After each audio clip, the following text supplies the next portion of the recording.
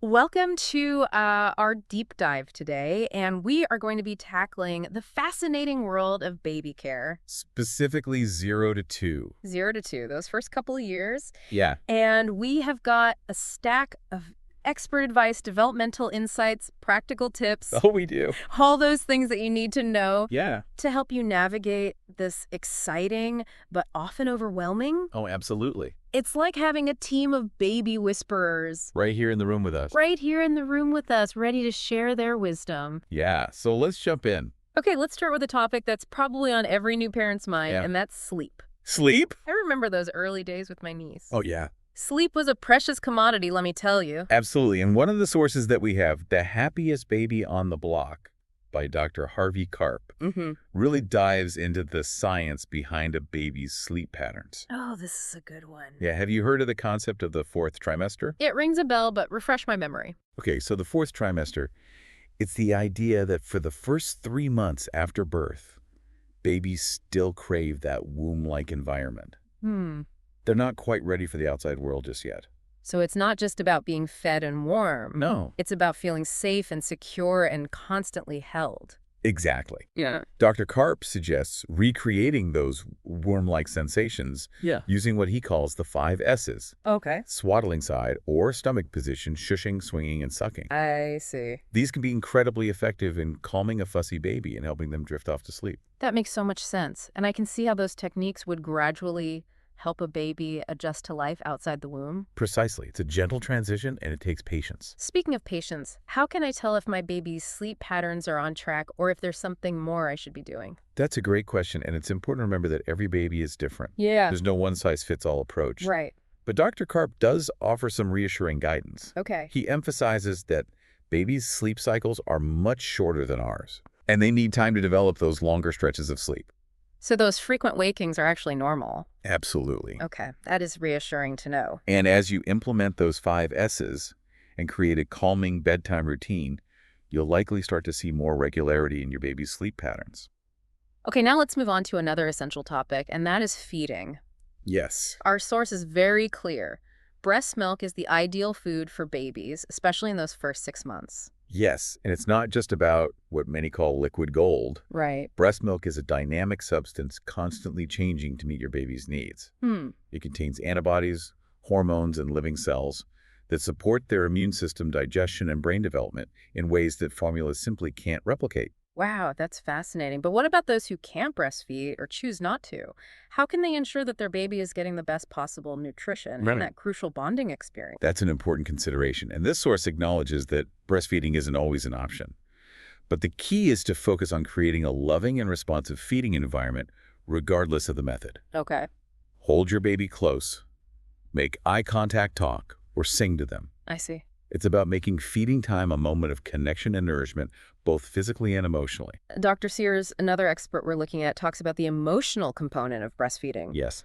and how it fosters a unique bond between mother and baby. But like you said, that same level of connection can be achieved through bottle feeding Absolutely. if you prioritize that skin-to-skin contact and emotional responsiveness. Exactly. It's not about the vessel. It's about the love and connection you pour into those feeding moments. All right, so we've got sleep and feeding covered now while we're nurturing their tiny bodies. Right. What is happening with their incredible developing minds? That's where the work of Dr. T. Barry Brazelton comes in. He's a renowned pediatrician who emphasizes the importance of understanding each baby's individual developmental journey. You mentioned every baby develops differently, but how can I tell if my child is truly on track or needs extra support? That's where observation is key. Okay. Dr. Brazelton encourages parents to tune in to their baby's cues, their unique ways of communicating their needs and abilities. So instead of focusing solely on those standard milestones, Yeah. it's more about paying attention to those subtle signs of development that might be unique to my baby. Precisely, it's about celebrating those small victories, I like that. those little leaps forward that might look different for every child. Yeah. It's so fascinating to think about those tiny brains growing and evolving right before our eyes. It is. And speaking of fascinating, let's talk about language development. Okay. I remember when my niece started babbling, it was like a whole new world opened up for her. It really is remarkable to witness those early stages of communication unfold. And one of the sources we have delves into the work of Noam Chomsky, a renowned linguist, who proposed the idea that humans have an innate capacity for language. So it's like we're pre-wired for language? Yeah, it makes so much sense. It explains why babies can pick up languages so effortlessly, even multiple languages at the same time. Exactly. Chomsky called this innate capacity the language faculty, Okay. and it's what allows babies to absorb and process language from the moment they're born. That's mind-blowing. It is. It makes you realize how much is happening in those little brains even before they can speak a word. Absolutely. And while they may not be speaking in full sentences, yet they're constantly listening, absorbing, and making connections. So what can we do as parents to nurture this innate language ability? Yeah. I know our source emphasizes the importance of talking to babies constantly, even if it feels a bit silly at times. Yes. It might feel strange at first narrating your every move to a tiny human who can't even respond. Right. But remember, you're creating a rich linguistic environment that their brains are soaking up like sponges. So it's not just about the quantity of words, but also the quality of our interactions? Precisely respond to their coos and babbles. Sing songs, read stories, and engage in those back and forth exchanges. Even if it's just a series of gurgles and giggles, you're teaching them the fundamentals of communication. It makes you realize how powerful those seemingly simple interactions can be. We're literally shaping their brains with every word and every gesture. That's right. And it connects back to what we discussed earlier about emotional bonding. When you create a loving and responsive environment, you're not just nurturing their language development, you're fostering their emotional well-being as well. Okay, so we've covered sleep feeding development and language. Right. Is there anything we're missing? Well, we can't forget about the caregivers themselves, Uh, the unsung heroes of baby care, the ones who often put their own needs on the back burner. yes, the parents. The parents. Our source really emphasizes the importance of self-care for parents. Yes. It's not selfish, it's essential. Exactly. Taking care of yourself is not a luxury. It's an investment in your ability to care for your baby when you're depleted, stressed, and running on empty. It's much harder to be patient, present, and attuned to your baby's needs. And it's not just about our emotional well-being, right? Our source even suggests that a parent's overall health and happiness are directly linked to their baby's development. That's right. Babies are incredibly sensitive to their caregivers' emotional states. They pick up on our stress, anxiety, and fatigue. So taking care of ourselves isn't just about us. It's about creating a more stable and loving environment for our babies. So what are some practical ways parents can prioritize self-care amidst the chaos of babyhood? Yeah. I mean, where do you even find the time? It's not always easy, but our source offers some great advice. First, accept help. Okay. Don't try to do everything yourself. Lean on your partner, family, friends, anyone who can offer a helping hand, even if it's just for an hour, so you can take a nap or a hot shower. I love that it takes a village, right? Absolutely. Second, carve out even small pockets of time for activities that nourish your soul. Even 15 minutes of reading, listening to music, meditating, or going for a walk can make a world of difference. Little moments of rejuvenation can go a long way. And finally, be kind to yourself. Parenthood is a marathon, not a sprint. There'll be good days and bad days, moments of pure joy and moments of utter exhaustion. I think that's something all parents need to hear, especially in those early days when everything feels so new and overwhelming. Exactly. It's okay to not be perfect. It's okay to ask for help. It's okay to take a break. You mentioned those moments of pure joy. That brings us to a topic that's near and dear to my heart, Okay. playtime. Ah, yes, playtime, a time when babies truly come alive, exploring the world with their senses, and we get to witness their incredible curiosity and boundless energy. I remember spending hours watching my niece discover new toys and play peekaboo. Oh, yeah? It was pure magic. And it's not just about entertainment. Our source emphasizes the vital role play plays in a baby's cognitive, social, and emotional development. It's their way of learning about the world, experimenting with cause and effect, developing motor skills, and building relationships, right? Precisely, it's through play that they learn to problem solve, communicate, and navigate their environment. So what kinds of activities does our source recommend for creating a rich and stimulating play environment? I know tummy time is a big one, Yes. but it wasn't always my niece's favorite. Any tips for making it more enjoyable? Tummy time can definitely be a challenge, but it's crucial for building those neck and back muscles. Try lying down with your baby, making eye contact, singing songs, or using colorful toys to capture their attention. It's all about making it a positive and engaging experience for them. Exactly. As they get older and more mobile, the possibilities for play expand exponentially. Our source suggests providing a balance of structured and unstructured play. What's the difference between structured and unstructured play? Structured play involves activities with a clear goal or outcome, like puzzles, blocks, or shape sorters. Unstructured play, on the other hand, is all about free exploration and imagination. Think sensory bins filled with different textures, building forts out of blankets, playing pretend with dolls or stuffed animals. So it's about providing opportunities for both guided learning and self-directed discovery. Exactly. And remember, the best toys are often the simplest ones. Babies don't need fancy gadgets or electronic devices to learn and grow. Cardboard boxes, pots and pans. Even empty toilet paper rolls can become magical tools for exploration and imagination. I love that it's a reminder to keep things simple and let their natural curiosity guide the way. And don't forget the power of nature. Oh, yeah. Taking babies outside, letting them experience the sights, sounds, and textures of the natural world, it's incredibly stimulating for their senses. We've talked a lot about providing the right environment and activities, but what about our role as parents during playtime? Are we supposed to be actively involved or just observe from the sidelines? Our source suggests striking a balance. Sometimes babies need our direct engagement, playing peekaboo, reading stories, building towers together. Other times they need space to explore and discover independently. It's about being attuned to their cues and responding accordingly. It's that delicate dance of being present and supportive while also giving them the freedom to learn and grow at their own pace. Exactly. And remember, playtime should be fun for both you and your baby. If you're enjoying yourself, they'll pick up on that positive energy and be more engaged. So true. Sometimes we get so caught up in the educational aspect of play that we forget to just let loose and have fun, blowing bubbles, chasing butterflies, making silly faces.